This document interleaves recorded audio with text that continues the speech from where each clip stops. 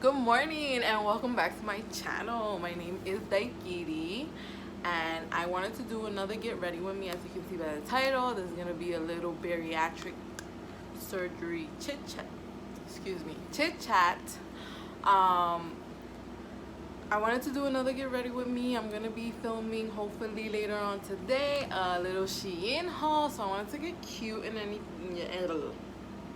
So I wanted to get cute for you guys.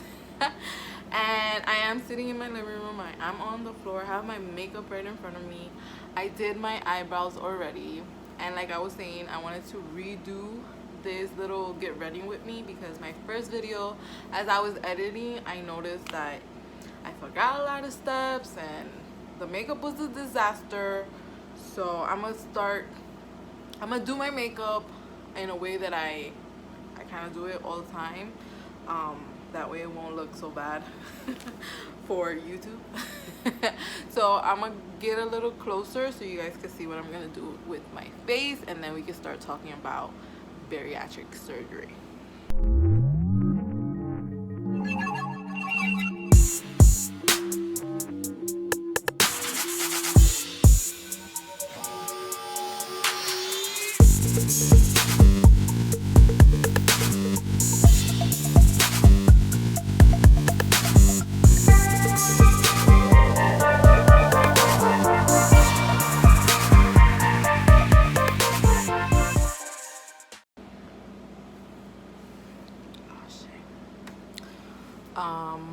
My daughter just woke up.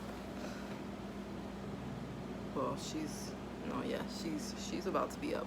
So I'm gonna probably bring her out here, and if you guys hear her, that's her. All right, so I'll be back. Okay, I'm back. She is still sleeping. I think her dad was snoring really loud. That's why she was tossing and turning. I got my drink, my homemade Starbucks coffee. Let's get to it. All right, so let's get into it.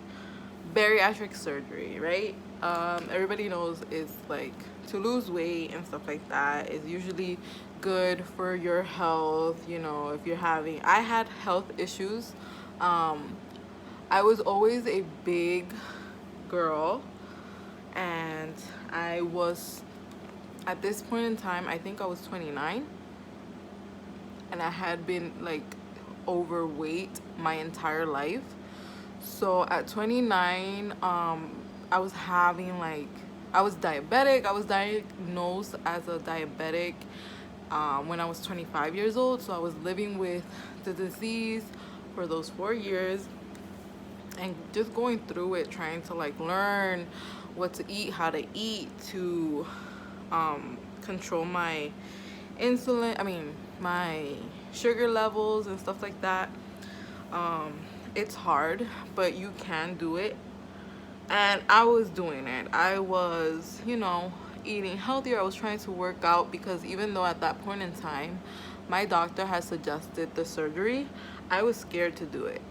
I was scared to do it because I don't know if it was something that, like, I'm aware that once you lose weight, especially the amount of weight that they were promising that I would lose, the doctor wanted me to lose 100 pounds. I was about 270 pounds at that point, and she wanted me to lose the 100 so I could be in 170 or at least 150, so 120 pounds. So I was like, I could do 50 pounds is that if I work out and if I diet and stuff like that.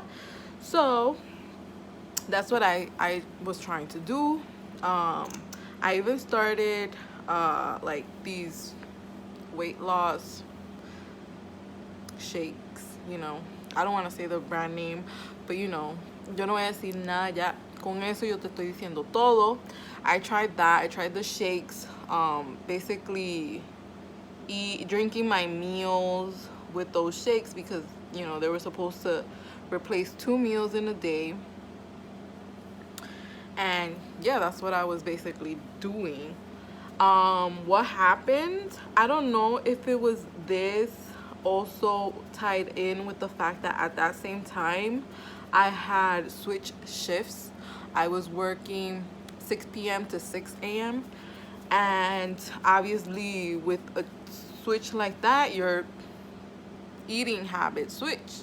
So I was eating more at night than I was during the day, because during the day I was sleeping, and I don't know if that triggered something along with the shakes. My glucose levels skyrocketed and I could not get them in control. They weren't in control at any point in time after that. And my doctor was really concerned, because at that point she put me in, she had me, I was drinking metformin pills. For those of you that don't know, that's a medication for diabetes, metformin, and I'm guessing it has to do with your insulin, or if it is insulin, I don't know. I don't think so, because after this happened and I couldn't control my glucose levels, she put me she put some shots of insulin to help bring the levels back. Then she did a study and stuff like that and found out that it had to be either the protein shakes that contained a lot of sugar. Those protein shakes already contain a lot of sugar. That's why they taste so good. And I think having 2 of those, really messed me up, on top of everything else and yada yada yada. So that's when my doctor really convinced me to get the surgery.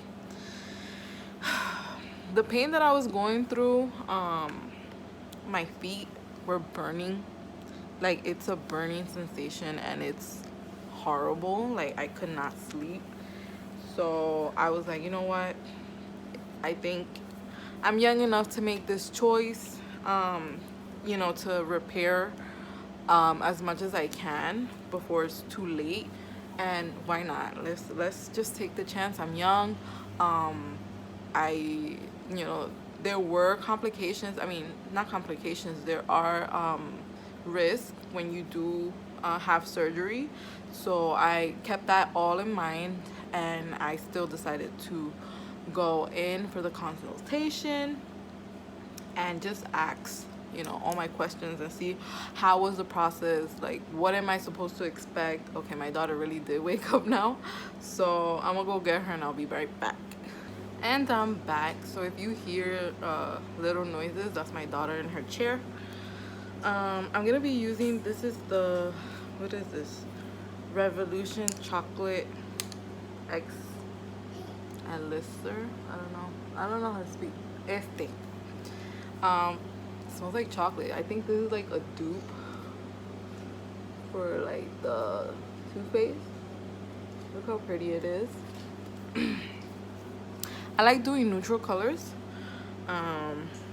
So yeah, so I decided basically to go in, ask all my questions, see what was what.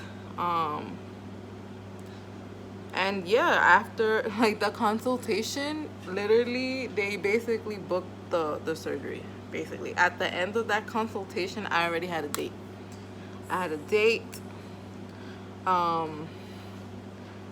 But the process to get towards that date was very long.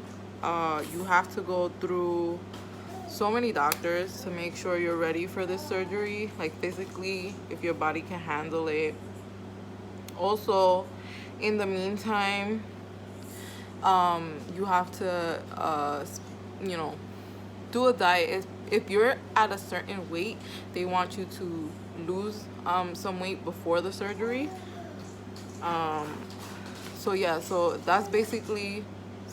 Basically it's a whole process. So part of the process was to go to an endoscopic view, I guess, of your esophagus and stuff like that. I don't even remember, man. But you had to go check your gut. You had to go make sure you weren't like suicidal, I guess, because weight loss surgery is not just about your body. It's also about your mental health, because a lot of traumas surface when you lose the weight. you begin to realize how differently people treat you when you're on the bigger side of things. You know, when you're a big girl, you don't get treated the same as a petite skinny girl. So you have to make sure that you're in a good, healthy mental state, and that you won't like try to hurt yourself or hurt others after, because I guess all the emotional stuff that comes up when you get this surgery. So I did that. You know, when I spoke to the psychiatrist, it was a phone type interview. She asked a lot of questions. I was scared. Like, I just make sure you're honest and, you know, express yourself. Tell them exactly what's going on. That way they can help you. All right, so basically I scheduled the surgery. I did all the process with the other doctors, and finally I had my date. My surgery was scheduled for October 2018. October 2018 came by. My dad took me. He was there for the surgery. The surgery took an hour. I think it was like an hour and a half. I loved the nurses that helped me pre-surgery and everything. And then I wake up and it's like, you need to walk. Why? Because my stomach was basically full of air. When they do this surgery, it's an endoscopic surgery. So they don't open you up completely. They just do little incisions and put the tools, the endoscopic tools in there, and pump your stomach with a lot of air in order for them to see all the organs inside and yada yada yada, right? So in order to relieve all this gas that I have inside of me, I'm supposed to get up and walk right after surgery. Like, she made me I got up. I'm a trooper. My daughter's just looking at me. So basically, what, baby? This light. Well, actually, do I really need the light? I think it's okay without the light. Basically, you know, you're supposed to get up, walk, so you can relieve all these gases. Now, I was shook. I was shook because my storage is low, so I don't even know what the heck I was talking about because I was deleting my shit. So anyways, okay, so recovery. Basically, I did my rounds. I had to then, after doing the rounds and trying to get as much gas out of me as possible, I had to then get x-rays. So they took me into a room. They basically took me into a room and they gave me a liquid. They told me to drink the liquid little by little as they took pictures to make sure that there were no leaks or anything like that. I'm gonna be using this little glitter just for the top. I'm not gonna do something like, I'm not gonna do too much. I don't know why I swear, like, usually I do my makeup really, I thought I did my makeup really good. Look at this. I thought I did my makeup really good. I guess not. So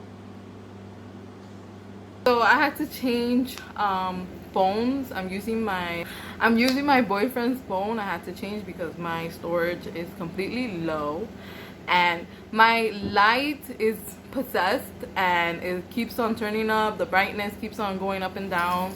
Thank God it's already like sunlight outside. So I apologize again. I need to get my stuff together. I'm having technical issues and difficulties with this light, but whatever. it ain't gonna rain on my parade. So like I was saying, after the x-rays, they finally let me go home. I mean, not home. I had to stay 24 hours. So finally I got to go to my room and like chillax for a minute. And then I think after a while I had like a little bit of a nap. After that, I was able to have food. It was a liquid diet, the same liquid diet you had to do before the surgery. I think it's like a week before the surgery. It's the same diet you do for like 2 weeks or a week, or I can't remember if it was like 10 days after surgery or 2 weeks after surgery. You have to do the liquid diet. Horrible. I'm a foodie. I love food. I enjoy textures. I enjoy eating my ass off, because obviously I've always been a chunky girl and I love it. I love food. So it was torture. In all honesty, it was torture. Those 2 weeks, I wanted to eat already. Like, I wanted to eat, even though it was painful. The gases, when they're coming out, like right now I was like burping, excuse me. The gases, when they're coming out, oh my gosh, when they're about to come out, it's so annoying, because you just feel the pressure like in your chest, you feel the pressure on your stomach, and then it just becomes like uncomfortable, like pain. So you had to get up, like I had to get up and walk around all the time, because the pain was like unbearable. I wish the light was working so you guys could see how pretty this like glitter is. I'm about to like clean it up a little bit with the same palette. Where did I put the palette? Oh, right here. I'm gonna clean it up a little bit, and I don't know if I should do like a darker tone just to like clean it out and put some dimension. I don't know. I act like I know what I'm doing, girl. I have no idea.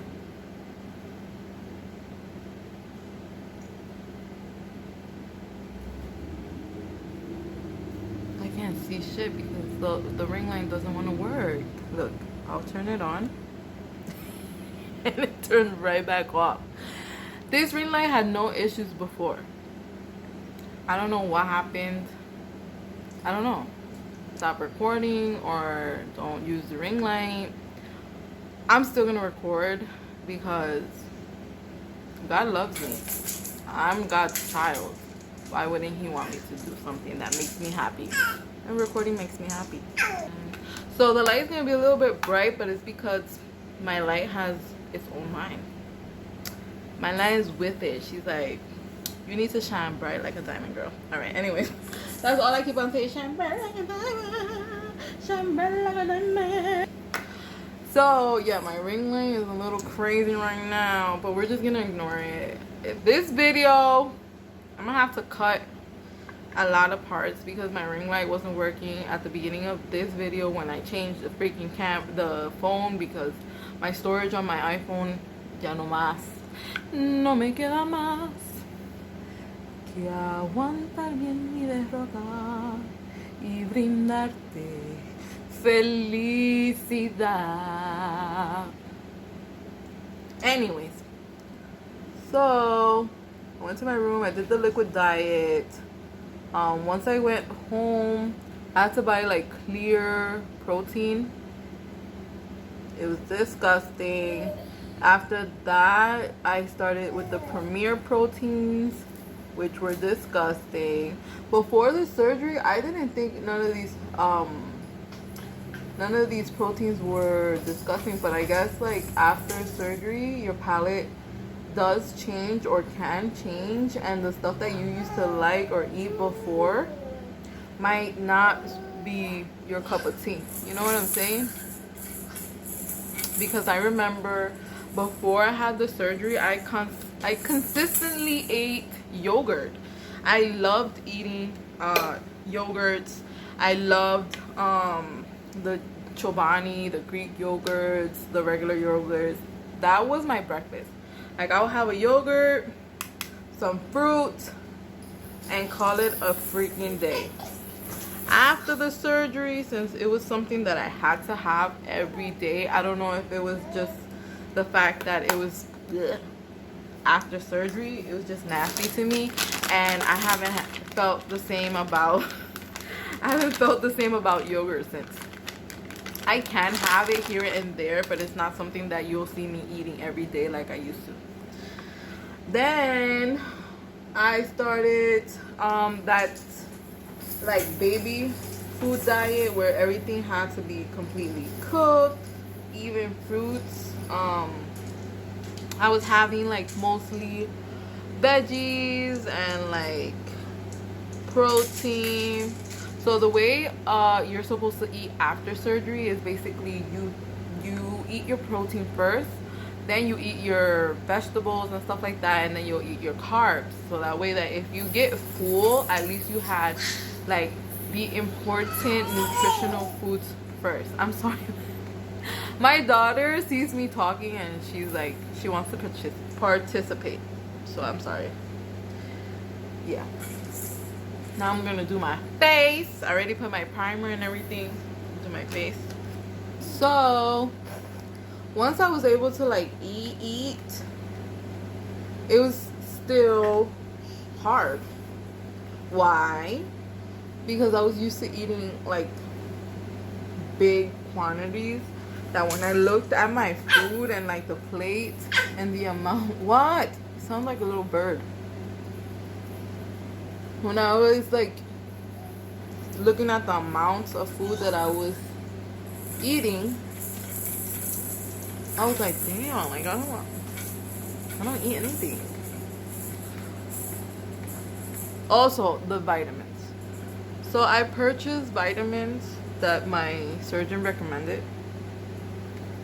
These are like supposedly mega vitamins, because you're basically cutting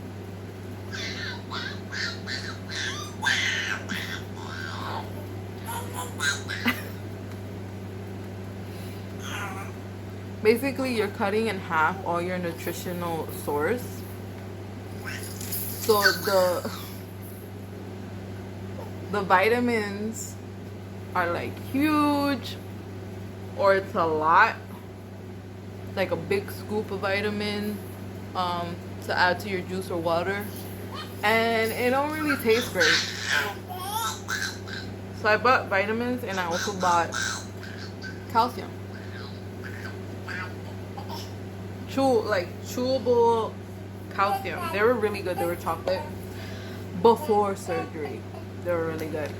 And then I also bought like these little tablets of the multivitamins with iron and stuff like that. Or I think I had to add an iron pill because I was like anemic before the surgery, so I had to add extra iron, or have a vitamin that contained iron. Before the surgery, everything was good. After the surgery, every time I tried to take the vitamins, I'll gag and throw them up. Oh goodness. Oh goodness. I would just gag them, throw them up, and it was horrible because I needed my surgery. I needed my vitamins. So what I did was that, thank God, at the same time that I got my surgery, a coworker of mine had also gotten her surgery done like a month prior, and she was having the same issues with her vitamins. She had bought the ones that you like add to your water or to your juice, and she said that she was sick and tired. She was sick and tired of them. She did not want them. She would gag as well, and she didn't like them. So I was like, let's trade. She didn't have the calcium, but I purchased vitamins, and we traded. She gave me hers, I gave her mine, And that was the trade.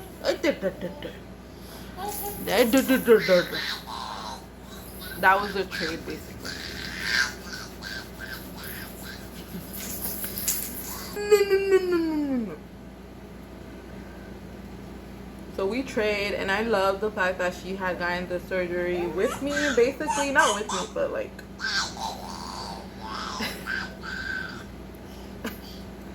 she got the surgery at around the same time as me. So we would compare and contrast and just like speak on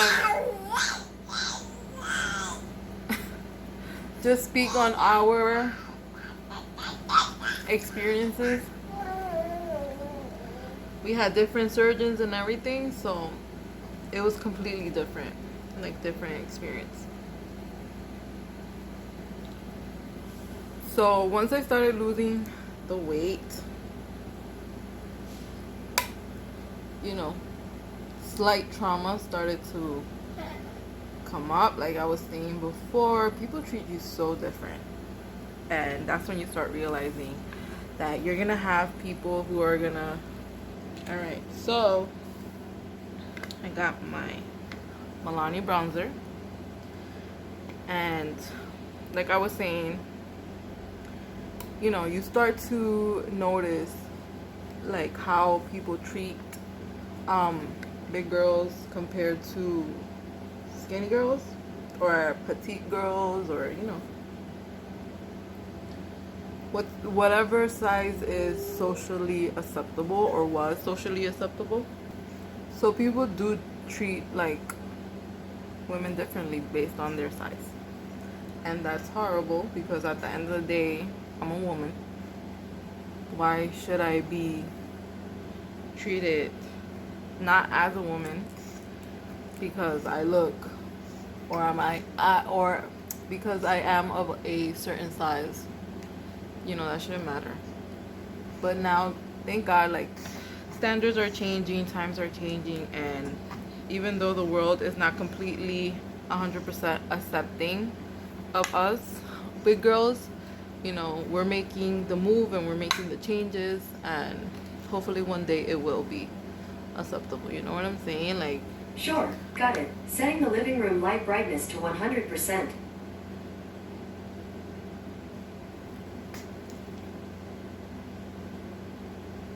that's the Google Home. Not gonna lie, that scared the shit out of me. Listen, Alexa and Google Home talking by themselves, creepy. Okay, so I'm back. I had to finish my makeup off camera because the baby was hungry. She's actually sleeping on her swing. So if you hear the that's her on her swing.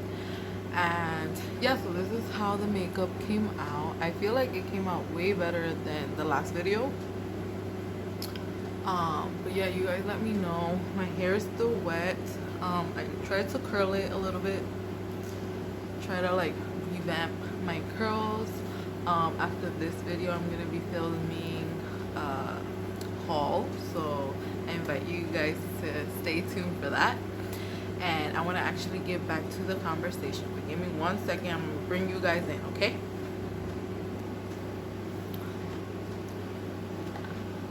So basically what I was saying is that people do treat big girls differently than small girls.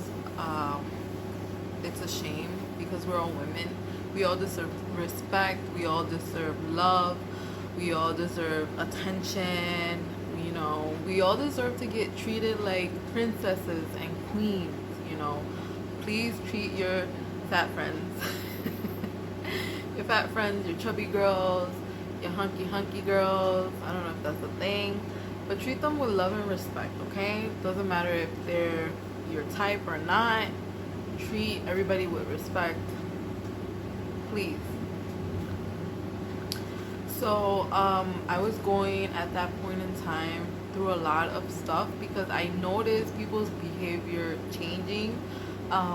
Sometimes your friends, my friends personally, embraced the change.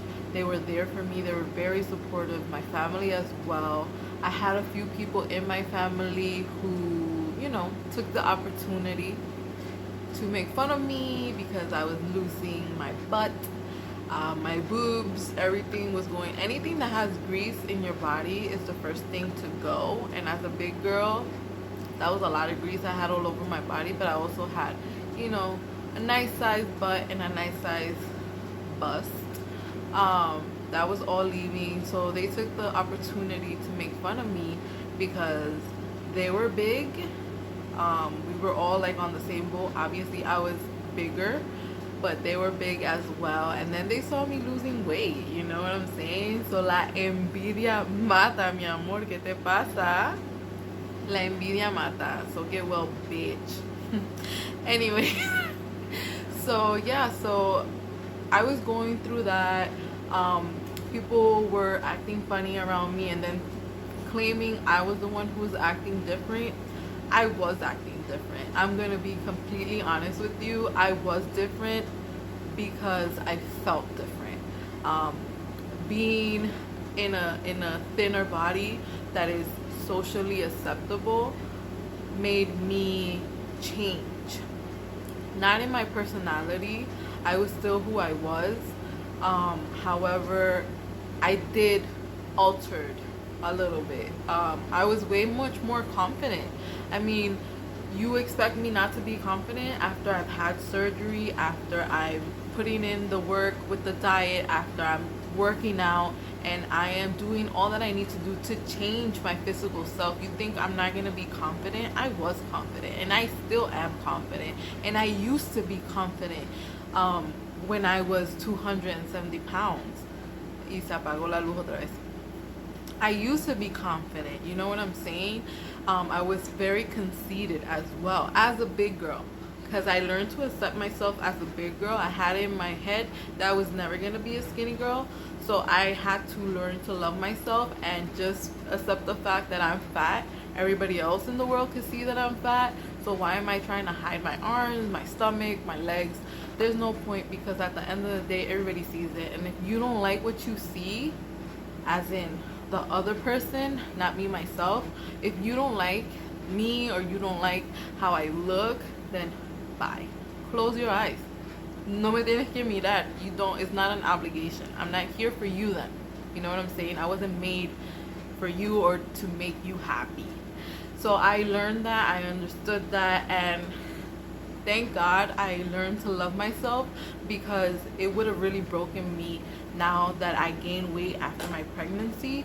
It would have broken me. I mean, it's something that, you know, it's your self-esteem. You're going through so many changes. Your body is going through changes, and people have opinions, whether you ask for those opinions or not. People are gonna have their opinions. They're gonna say whether they like how you look, whether they don't like how you look, and you need to know what you like. You need to know what you accept. What is your opinion on yourself? Love yourself. Speak positive about yourself.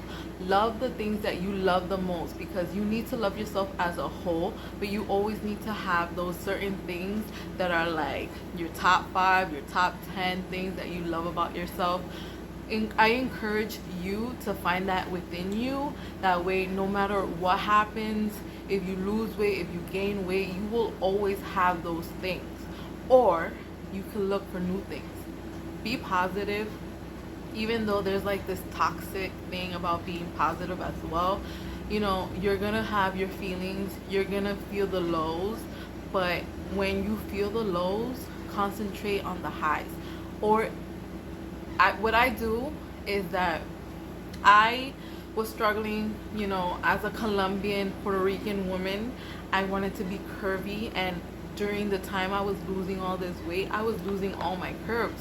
So I just started to search on YouTube. I started searching on YouTube ways of gaining muscle and weight in a healthy way, so that I could put on more muscle, so that I could have some of my curves back, so that I could feel Colombian and Puerto Rican. You know what I'm saying?